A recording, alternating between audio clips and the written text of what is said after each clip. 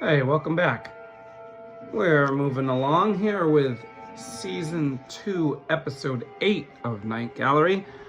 This one had 4 segments. The first one was called The Diary, and Rod Serling himself wrote this one.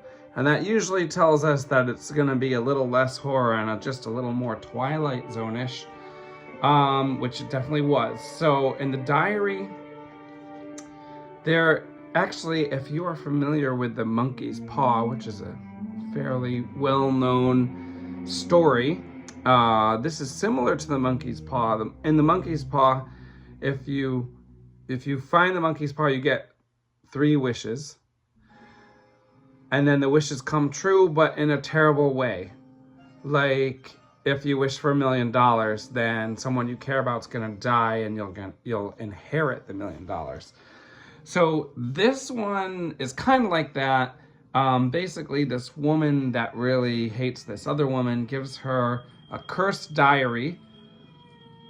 And each day, the diary has something written in it, and then that thing comes true. And it's a terrible thing. However, no one seems to be consciously writing in the diary. Basically, just bad things happen, but they're predicted in the future. So I guess it's not that much like The Monkey's Paw, because no one is making it happen on purpose. It was decent, not bad, but it's kind of average for Night Gallery, which is kind of slightly below average for other stories. But it was okay. It was slow. It was Twilight Zone-y. I'd probably give it a 6 out of 10 because I'm being nice. It featured Patty Duke, who was in She Waits, a film from 1972. I think I did a video for She Waits at some point.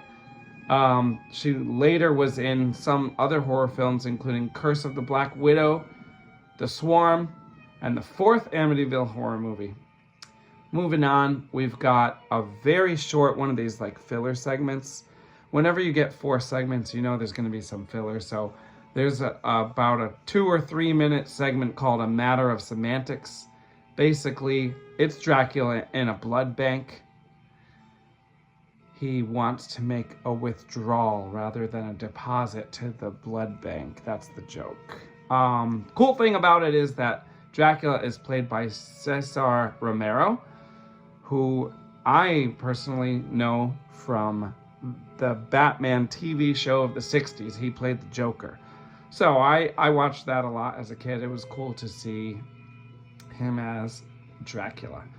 Moving on, I'm trying to think here. I think the diary was like 25 minutes long. And so that leaves us with 2 segments and about 20 minutes left.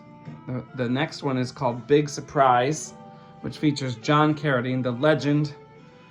Somewhat coincidentally, John Carradine is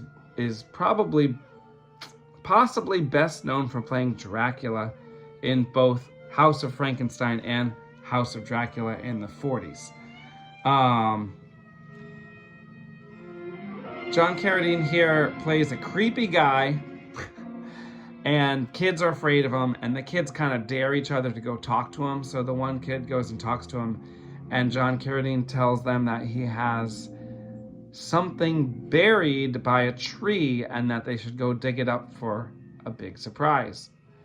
So they do. I won't tell you what the surprise is, but it's not really that great. I would say this segment, even though it's only 10 minutes long, I'd probably give it like a 5 out of 10, maybe. The best thing about it has this cool, like, early 70s aesthetics. Hearing the kids from the early 70s talk is cool. How they talk to each other. This one's also filmed completely outside, which I like. I realize I like when movies are shot in the outdoors, in the natural light. So I give that one a 5 out of 10. And then the last one is, let's see, what's the last segment called? Oh, it's called Professor Peabody's Lecture. This was my favorite segment. This was, how would I say it? It's basically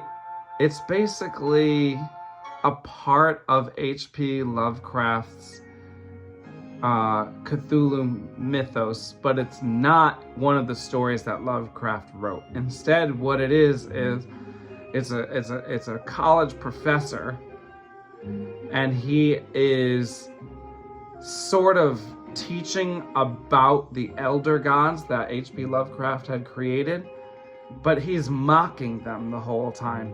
So he's mocking them, he's explaining each of the major elder gods that H.P. Lovecraft wrote about as if they were part of an ancient mythology that people actually believed in at one point.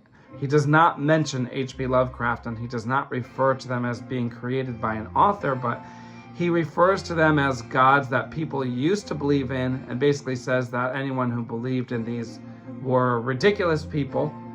And so he just mocks the gods for about 10 minutes. And as he does so, a thunderstorm gathers and gets stronger and stronger. And all of the children, or the, I should say students, because they're college students, all the college students there warn him that he should not be mocking them, and they warn him, and they kind of believe that they believe in the gods. And then at the end, the gods, I don't know how to say it, but they get mad, and they turn him into a Lovecraftian creature, which of course we have early 70s TV budget, and so the creature doesn't look amazing, but it's still cool. You know, he looks slimy, and he kind of has like tentacles coming out of his face, sort of. I like this one the best. I really like Elder Gods, Cthulhu mythology.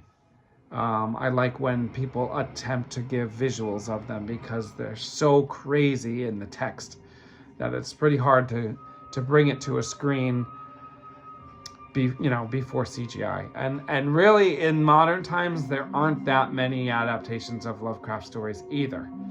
The ones that come to mind are The Color Out of Space, that came out like 6 or 7 years ago. That one was good. I'm not really sure that many others came out in the modern times. But anyway, I would say that segment gets like a 7 out of 10. So overall, I'd give this episode a 6 out of 10. Not bad. Not one of the best episodes, though. So we've had 2 kind of mediocre episodes in a row, so I'm hoping for a good one soon. All right. Thanks for watching. I'll see you next time.